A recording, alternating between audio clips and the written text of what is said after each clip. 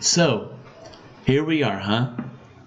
I know that I've been facing some adversities, let's call it that. But despite my current status, I'm here to bring you the best I could come up with after facing the possible end of my channel, which, frankly, is something I can't allow to happen.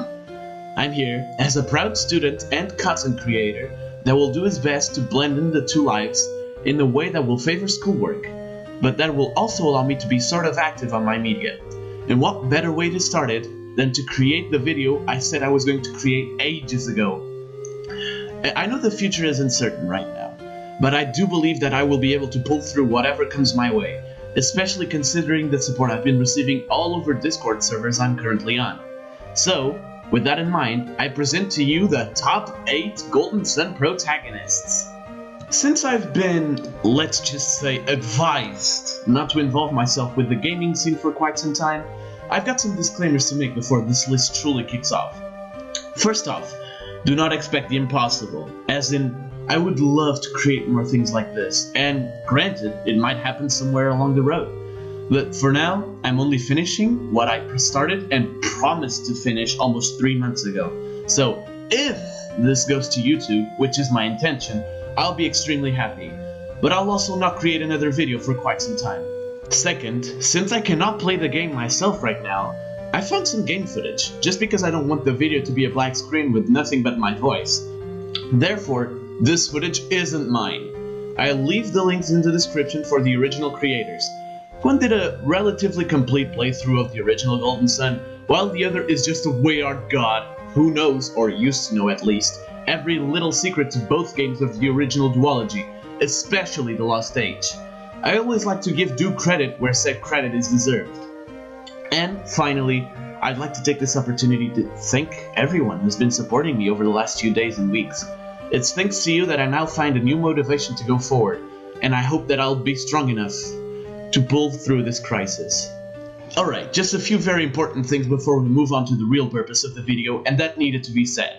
So, with that out of the way, Golden Sun! Yes, my favorite RPG series is back to the channel. Not with Dark Dawn, but with a countdown centered around the first 2 games. And, just like I said I would, I am starting with the protagonist of the story. That is, the main characters whom you play as. Now, keep in mind one crucial detail that will pretty much be the driving force of this countdown. This list is based on my opinion and nothing else. There are no other inputs on the order whatsoever. So, if your opinion is different than mine, I'll happily read it in the comment section of this video. Just try not to wreck it with poisonous thoughts, okay? Alright, I've gone on long enough. Reading from my script, of course. I just wanted to make sure everything I wanted to transmit to my audience at the beginning was clear. With that, let's start the countdown. Let the numbers drop.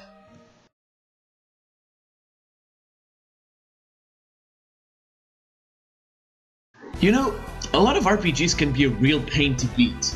Normally the difficulty spike appears when you're fighting a boss or some special enemy. But in some cases, the game presents you with a difficulty curve so strange that it throws the player off guard, leading to many screens saying game over or something like that. It can really lead to some unwanted hate and several rage quits. However, this particular genre of games also gives the player a viable alternative to the constant failures upon such encounters. That being the ability to recover HP consistently, either through obtainable items or, even better, through the powers of certain especially designed characters made just to heal.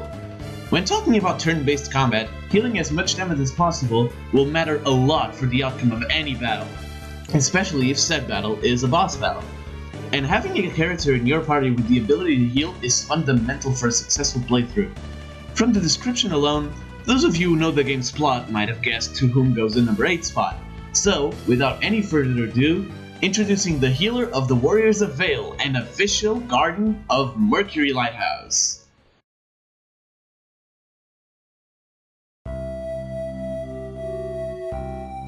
So, Mia. Honestly, when this idea first popped into my head, I had no idea that it would be a member of Isaac's party to take the bottom spot. But here she is, out of my sincere love for this franchise. The first time the player encounters Mia is in Emil, a village that's situated at the northern reaches of Ungara, the continent which also includes Vale and Calais, upon the pursuit of Citrus and Nardi, the main antagonists of the first game, as they made their way to Mercury Lighthouse. With the village facing a terrifying disease epidemic, Mia embraces her role as healer of the Mercury clan to take care of the inhabitants of Yinhill, a population mostly constituted by elderly people, which represents a huge risk for the village itself.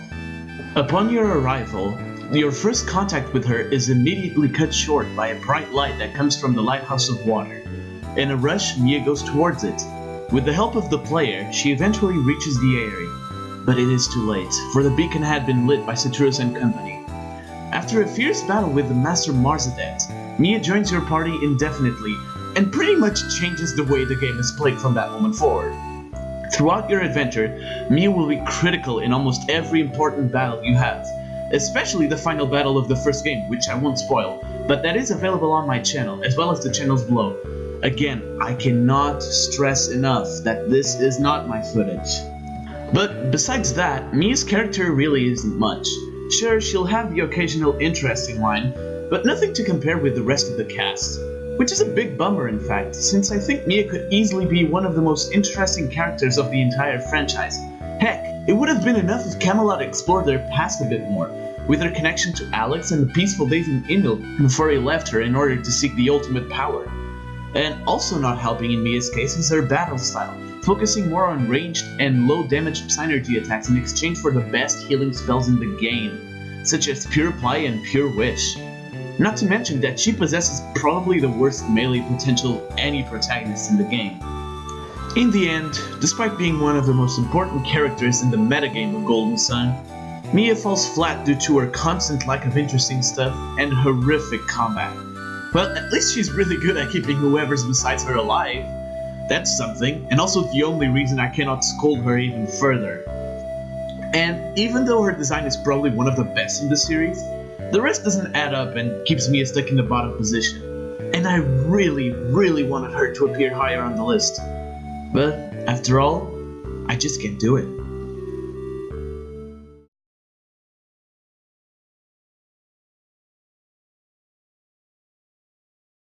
Alright, we're off to a good start.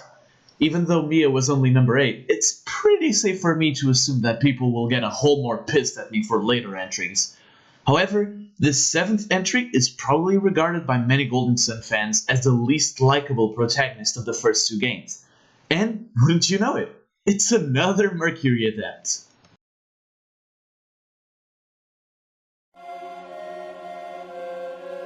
At this point, many of you might think I have something against Mercury. Well, that's just not the case at all, to be honest. I just don't find the Mercury Adepts that integrate the Warriors of Vale to be all that interesting. Starting with his origins.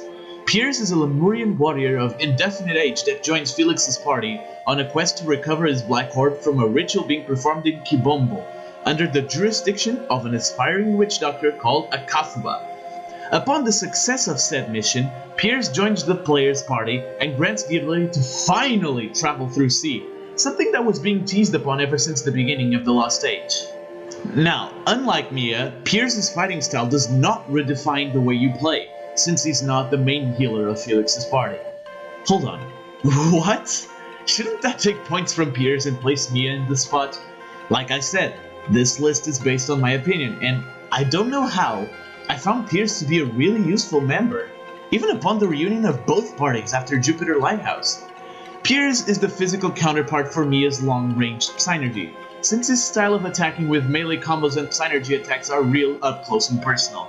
And to be honest, I found myself respecting him a lot after my last playthrough of The Lost Age, here on my channel, where he was the sole reason I was able to beat Poseidon, being the last one standing in a battle that for all intents and purposes went horribly wrong. So, is that all? The only reason why Piers is above me is for that? Well, not exactly. You see, I personally find his character to be just a tiny bit more interesting overall. Call me crazy, but I do find it that way. He's got some witty things to say sometimes, as well as being extremely aware of the situation that the Warriors of Vale are going through. Other than that though, Piers suffers from the same problems as Mia. He's still really shallow in terms of personality. What? Oh, that's right. That scene exists. Upon the arrival at Lemuria, the player is greeted by Piers' uncle, who brings the unfortunate news of the passing of his mother, That is when Piers leaves the party for the rest of the segment to mourn his loss. It's pretty deep considering that his character's only development until that moment had been focused around his powers, much like the rest of the party. Now, for real, the rest of his traits don't actually separate him from Mia's character. However, looking at what is being said about him, Piers is a somewhat interesting character. He certainly has his moments, and the player can definitely feel the growth around him, leading to some attachments, although not that many, granted. And while I know some people will complain that Mia should have been higher than Piers, I have no problems whatsoever in doing exactly what I did.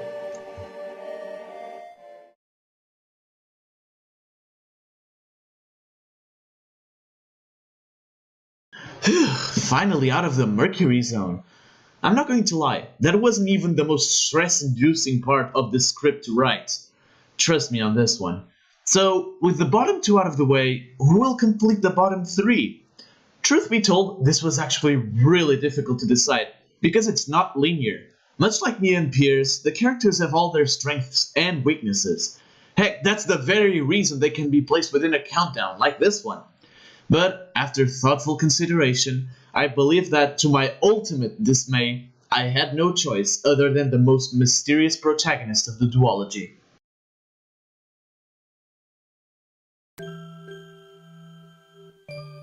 Wow, this was probably one of the hardest choices I had to make for this list, and it really bugs me that it is Sheba, of all people, that takes the last position on the bottom 3 protagonists. But after all is said and done, I realized that it wasn't the most sensible option to make.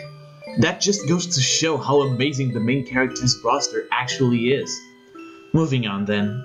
Sheba, the prodigal daughter of Lalivero, considered a goddess among the people of that village.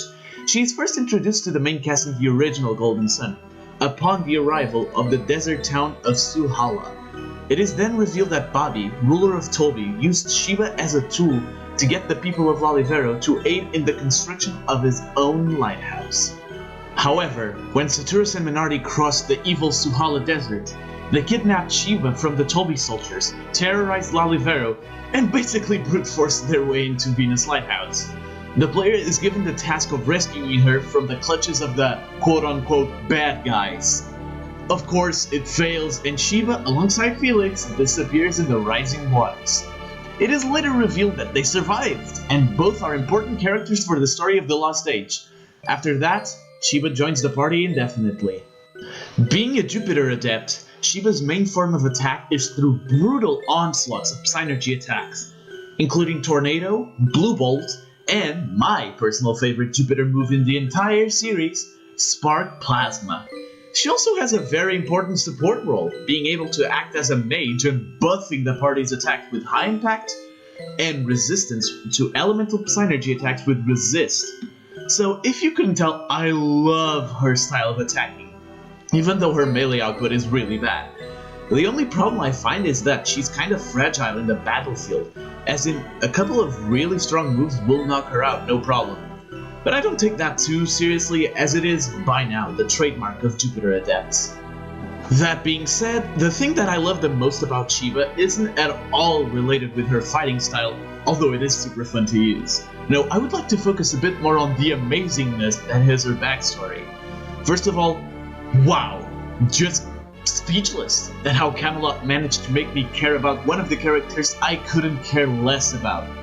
The whole story of Sheba is extremely ambiguous, and I mean it. After a great number of playthroughs, the best I and a lot of other people, including those who wrote the Golden Sun Wiki, which by the way is extremely complete, can do is speculate about her true origins. At the beginning of the Lost Age, Sheba gives the player a very vague reason as to why she needs to go with Felix, simply stating, quote, "It's my destiny." It's only after Jupiter Lighthouse, more than 70% of the game complete, that she reveals her reasoning, and it is, hands down, one of the most heartbreaking scenes in the entire duology. She states that all she wanted to do was know her own origins, saying that she only remembers falling out of the sky into Olivero and quickly being adopted by Faden, master of the city. In fact, the only stop that would matter the world to her would be Jupiter Lighthouse, since that would be her best shot to figure out just who exactly she was. Not to mention that the music that plays during that scene alone perfectly captures the feelings that the game wants the player to feel. So, needless to say, that moment alone gives Sheba that extra bit of character that the previous entries were missing, and also perfectly solidifies her as one of the most motivational driven characters of the entire franchise. That is why I said it was a pain to put her so low. But what is said is said. No more mourning to do, and only one direction from here. Forward! Also, I'd like to point out that this is the longest entry of the video, script-wise obviously.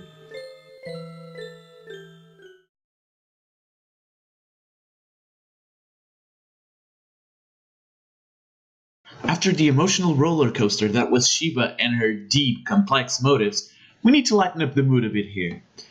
Well, wouldn't you know, Circus is coming to town and it has spiky red hair?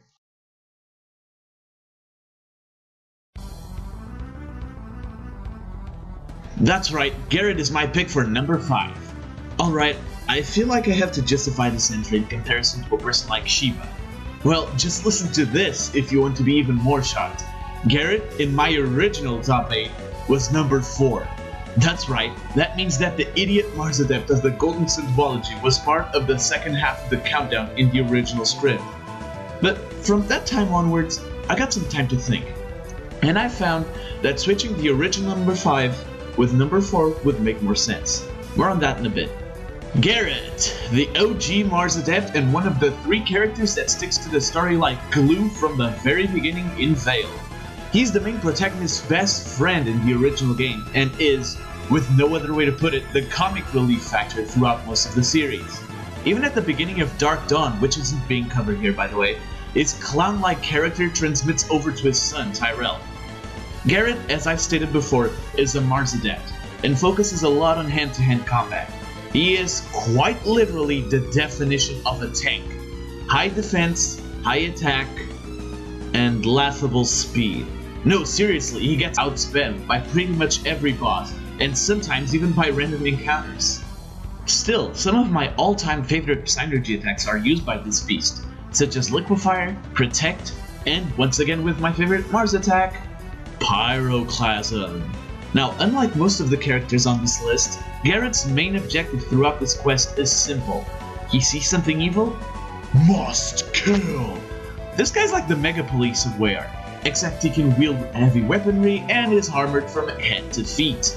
Hell, he wants to beat a couple of thieves at the beginning of the original game, even though they were already sentenced to prison. So, if you couldn't tell, this guy takes himself very seriously.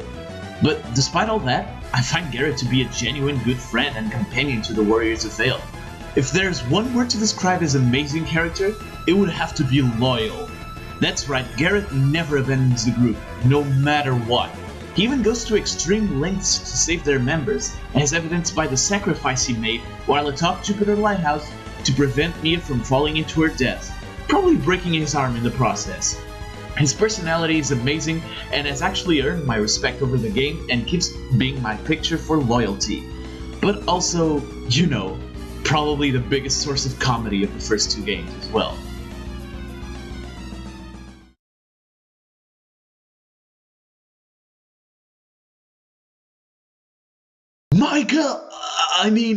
Ivan!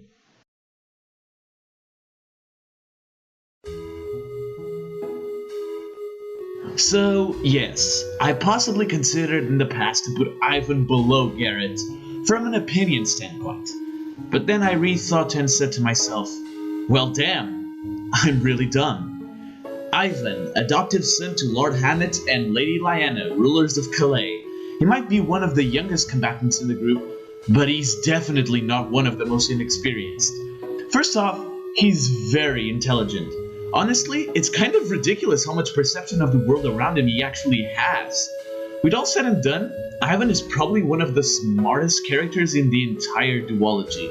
Ivan, just like Sheba, is a Jupiter adept, and to be honest, there's not much to separate both of them when it comes to combat styles, although there are some notes to be taken. Unlike Sheba, Ivan is capable of wielding light blades, which allow him to be ever so slightly more powerful than his Lost Age counterpart. On the other side of the coin, though, Ivan represents the very definition of a glass cannon, since he's even more fragile than Sheba. But, once again, it's not because of his combat skills that I like his character. It seems to be a running trend among Jupiter adepts, having such a fantastic backstory. Maybe it's due to the fact that, according to the Golden Sun canon, they're the rarest type of adept during the age of the First Golden Sun and the Lost Age. Ivan is first introduced to the player in Vault, literally the first village after Vale, as a strange boy with mind-reading powers, something that's not commonly seen throughout Weyard. And it's up to Isaac and Garrett, allied with the young Jupiter adept, to recover the Shaman's Rod from thieves, the same ones mentioned in Garrett's entry. They succeed, and after that, Ivan leaves, but returns almost immediately and joins the party indefinitely. From that moment forward, important parts of the story would revolve around Ivan and his past, from the arrival at the Lama Temple and the meeting with Master Hama, to the chat with Lady Lyanna, and finally Contigo, the capital of the continent of Ateca. It is there that the player finally learns about Ivan's past, unlike Sheba, whose origins remain unclear for the entirety of the adventure. In the Lost Age, at the end of Jupiter Lighthouse, Ivan calls for a metaphorical ceasefire between parties, which were getting ready to battle each other. By the way, just saying that would have been really cool. Followed closely by an agreement to be back at Contigo. When you finally catch up to them, a fateful reunion happens, where both Hama and Creighton explain what is happening to Weyard and why the lighthouses must be lit in order to save the world. That's all fine and dandy, but it's when you return to that house that Ivan and Hama talk to each other like the brother and sister that they are. As you could suspect by now, Ivan was born in Contigo, being brother of Master Hama and having been taken under Hamet's wing to be raised in Calais alongside the Shaman's Rod. The way the script writers for the game kept the player doubtful about Ivan's origins throughout the majority of the entire duology is something I can't fathom, and probably will never be able to fathom. It's just astonishing. Not as heartbreaking as Sheba's story, but goddamn was I super hyped when I finally found out about it. And that's all I need to put Ivan in the number 4 spot.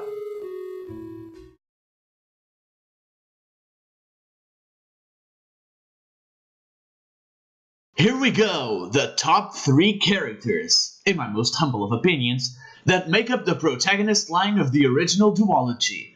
And I'm going to be totally honest with you. I'm terribly scared of this entry. Simply put, you have the character that most associate with at least the top 2, or heck, maybe even number 1 if you're a certain British YouTuber. His link will also be in the description. I'm going to get killed over and over for this, but here comes the bronze medal.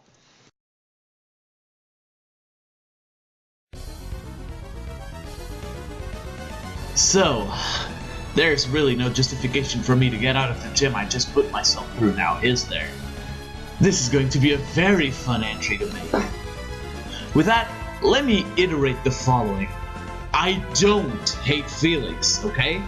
Some of you might think that I just don't like him and felt obligated to put him in the top 3 because, let's be honest now, I think people would riot if Felix was anywhere else in this countdown. And that's just not true. Otherwise, Felix would not be in this position. Well, it's time to move on then. Felix, the true leader of the Warriors of Vale and the main protagonist of the Lost Age, and also widely considered by probably the majority of the Golden Sun fandom as the best main character in the series so far. Felix is one of the protagonists that originates from Vale, the place where the original Golden Sun began. Thought to be dead for 3 years due to the Mount Elef boulder incident, he reappears at the Elemental Stars room, accompanying Satyrus and Minardi in their quest to light the elemental lighthouses. Throughout the first installment, Felix is seen as your typical bad guy. Garrett even goes as far as to blame most of the stuff that happens in the continent of Gondwan on him, when it was clearly the work of the Mars Adepts. However, upon the conclusion of said game, Felix sacrifices himself to save Sheba's life, fulfilling his promise to keep her safe. That moment draws a clear line between him and the antagonists of both games. Then there is the Lost Age, the game that allows the player to finally see Weyard through the eyes of Isaac's pseudo-rival. and it was the best game I've played to date. In the second installment, Felix and his party are under constant pressure from a new pair of antagonists, Agasio and Karst, the latter being Minardi's sister. But it reaches a point that Felix basically thinks to himself, enough! Facing them in battle was the ultimate test for the Venus Death, as it meant going against the people who pretty much raised him to become a fighter. And it was that test that, on the area of Jupiter Lighthouse, was surpassed almost flawlessly by Felix and his party. After that, Felix officially becomes a quote-unquote good guy, being classified so far as somewhat of an anti-hero. His fighting style is something that is definitely to be reckoned with, being incredibly powerful with both hand-to-hand and ranged attacks, not to mention the fact that he is one of two characters able to wield the most powerful sword in the game, the Soul Blade. His most powerful attacks include Grand Gaia, Clay Spire, and my personal favorite, Odyssey, a giant double blade made of earth.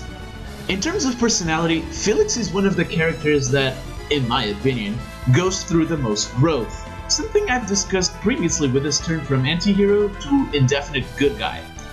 However, there is a reason Felix finds himself stuck with the bronze medal. Let's just say his overall character is kind of boring to me. Not in the way that I don't like it, but in the way that makes me think that it was a safe and predictable choice by Camelot. A reluctant helper to the antagonists is obligated to do something they don't want to. Not to say it's bad, just predictable. But you know, sometimes you need to play safe. The Golden Sun series already takes a lot of risks that, honestly, totally paid off. It just didn't need more stuff like that. And with that, we're really close to the end of the countdown. Only 2 more entries left.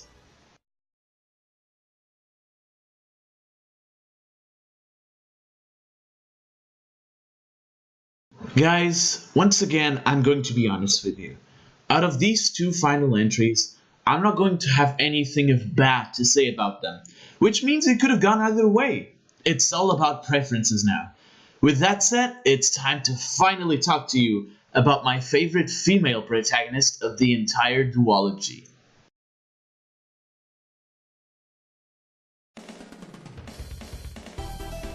Well, isn't this a surprise? Okay, all joking aside, if you are at all familiar with the series, you know exactly who's taken the #1 spot. But that's not the subject of this entry. Jenna, the very definition of girl power within the Golden Sun series, is by and far my favorite female character in the entire series, so far at least. And can you really blame me for that? Being a Mars adept, Jenna possesses a fiery spirit and a clever mind, being one of the most cunning protagonists in both games. Her style of fighting centers a lot around long-range synergy attacks. What? But isn't that just like Mia? Why is she so low on the list when Jenna is so far ahead? Well, simply put, Jenna's attacks, which include Dragon Fume and Searing Beam, actually deal damage. Besides that, Jenna is also a healer, and although not as potent as Mia, healing spells like Cool Aura combined with the absolute absurdity of Jenna's damage output make her much more viable as a healer. Not to mention she's almost twice as fast as Mia. But as you already know, battle styles only grant a portion of the points necessary for a character's position on this list. And holy hell is this one a fantastic character to talk about. Jenna, like Garrett, is another one of the characters that is introduced almost immediately after the game starts, with the very first mission being to rescue Felix, her brother, from drowning in the river that feeds the Fields of Vale. After that, she quickly begins making her impact on the series. Throughout the first game, Jenna is... wait, a damsel in distress? Oh, come on, be original! Well, it's not all that black and white, honestly. Jenna is kidnapped at the beginning of the original installment, but she does oppose her kidnappers, Citrus and Minardi, more than once, and she even had to be silenced by Felix in order to keep her alive. And that was only a demonstration of the rebellious attitude that I love in her. But we need to turn to the Lost Age to see her character in full display, and it is beautiful. Right at the beginning of the game, when Felix is atop Venus Lighthouse, Jenna takes charge of the situation, escorting Kraden to Idejima and waiting for Alex. And let's not forget the fact that it is thanks to her and Ivan that the two parties did not mutilate each other, because I consider that to be a big deal. She's brave, she's thoughtful and calm, only losing her temper if someone meddles with her feelings directly, which, by the way, gave birth to both the funniest and most tragic scenes in the entire story. It's just like I've said at the beginning of this entry, she's the literal interpretation of girl power in this universe, and I'm so glad that her son also kept the same mental integrity in Dark Dawn. Oh, that's right, she's also one of the only two main characters that develops a love interest over another of the Warriors of Vale. More on that in a bit. Other than that though, I think I don't have anything else to say. Jenna is a fantastic character from the very first moment we see her, and at least until the end of the Lost Age, and I wish she was present in Dark Dawn. With that, there's only one more entry left.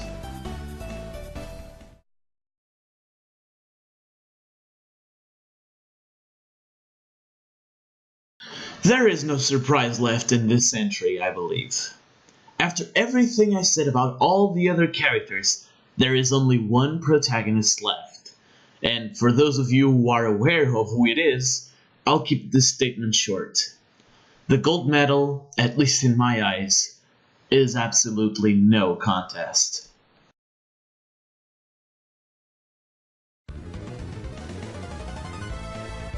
Many of you might have realized that the entries kept getting shorter and shorter.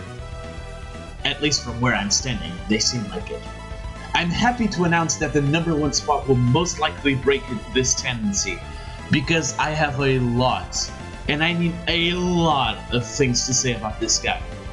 Isaac, the OG Venus Adept, the first playable character of the entire franchise, and by far one of the most recognizable faces of the Golden Sun universe, is the last character that stays in the story from the very beginning. The first line of the entire franchise is, quote, "Isaac, wake up." Being a Venus Adept, his battle style is very much like Felix's, except more powerful melee and a bit less powerful Psynergy powers, and honestly, that favors him more than you can possibly think, especially if Ivan and or Sheba provide the party with damage buffs through high impact, and some Jinn that do the same effect are unleashed. Equip the Soul Blade, and even some of the toughest bosses of the game will take nearly 1000 damage. But once again, fighting styles don't mean a lot to me, since I'm a lot more interested in with the character itself and not his or hers battle prowess. So let's cover what I like to call the two Isaac phases. The first phase isn't all that special, honestly. During the entirety of the first game, Isaac plays the role of the mute protagonist, not speaking a single word, much like Felix throughout the Lost Age. Even then, I felt something special coming from him. He displayed bravery and didn't mind risking his own life to protect others. So, it's only natural that the second phase, although much shorter, is so much more satisfying from a character development aspect. This phase begins in Jupiter Lighthouse, when Isaac utters his first ever words in the franchise, and wouldn't you know, he's trying to save Garrett and Mia from an elaborate trap set up by Agashu and Cox to knock one of them useless during their battle. I might be biased, sure, but I'm not done with my arguments yet. Upon the end of the struggle at the lighthouse, Isaac calls for a ceasefire at Ivan's request and tells Felix to meet them back at Contigo. After you get there, everything gets explained, and Isaac does something that made me respect him even more than before. He doesn't try to take over or anything upon the merge of both parties, quite the opposite in fact. He flat out gives the full leadership to Felix, claiming they had been a hindrance to the world so far. That is quite respectable in my book. But what he does after the fall of the final boss of the entire duology is something that instantly set him apart from the rest of the cast. The simple line of, quote, "That's enough. I knew what I was doing the moment I raised my sword," was enough to make me declare him as my favorite. Some people state that he is too naive, being easily fooled by such a similarity sometimes, and in some sense, this certainly is true. But in terms of character development, Isaac is, maybe besides Ivan and Sheba, the character with the most development out of all the Warriors of Vale. And I really, really liked it. Furthermore, Isaac is the second character to demonstrate affection to another one of the Warriors of Vale, Jenna. I know, it should by no means work, right?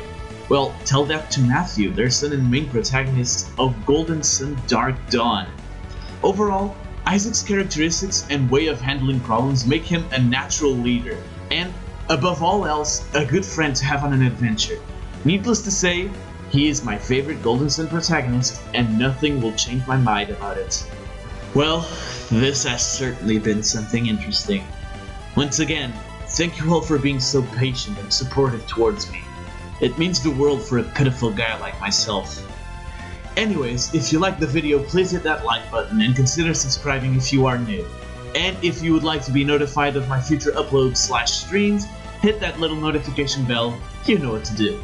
Also, I now have a Discord server, with link also in the description below. From that, until next time, peace!